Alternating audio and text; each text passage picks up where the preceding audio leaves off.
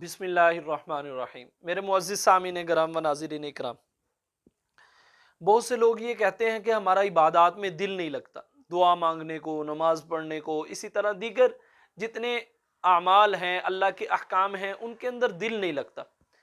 تو اس کی مین وجہ یہ ہے کہ دل کے اوپر گناہوں کا بوجھ ہوتا ہے۔ پہلے دل کے اوپر سے گناہوں کا بوجھ ہٹا لیجئے، پھر جو ہے عبادات کے اندر دل لگنا شروع ہو جائے گا۔ تو میرے محترم بھائیو اور دوستو، گناہ کیسے ہمارے صاف ہو جائیں، اس کے لیے رسول اللہ صلی اللہ علیہ وسلم کی حدیث مبارکہ آپ کے سامنے عرض کرنے لگا ہوں۔ ابو مسلم رحمہ اللہ تعالیٰ عنہ فرماتے ہیں کہ میں نے حضرت ابو امامہ رضی اللہ تعالیٰ عنہ سے پوچھی یہ حدیث کہ آپ نے رسول اللہ صلی اللہ علیہ وسلم سے یوں فرماتے ہوئے سنا ہے کہ جو شخص اچھی طرح وضو کرے، جو شخص اچھی طرح وضو کرے اور پھر جو ہے نماز پڑھے،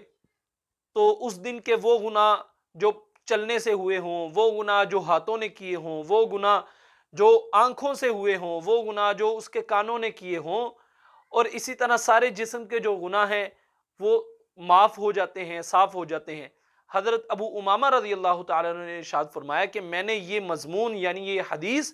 رسول اللہ صلی اللہ علیہ وسلم سے کئی دفعہ سنی۔ تو اس لیے میرے محترم بھائیو اور دوستو، نماز کے اہتمام سے گناہ صاف ہوتے ہیں، اور پھر اچھی طرح وضو کریں اور اہتمام کے ساتھ اور خشوع و خضوع سے نماز پڑھیں۔ تو جب ہم بار بار دن میں 5 دفعہ نماز پڑھیں گے تو ہمارے گناہ صاف ہوتے رہیں گے، ہمارے گناہ صاف ہوتے رہیں گے۔ جب ہمارا دل گناہوں سے صاف رہے گا تو پھر ہمارے دل کا سکون بھی ہمیں نصیب ہوگا، اور ہمارا دل جو ہے دیگر عبادات کی طرف بھی مائل ہوتا رہے گا۔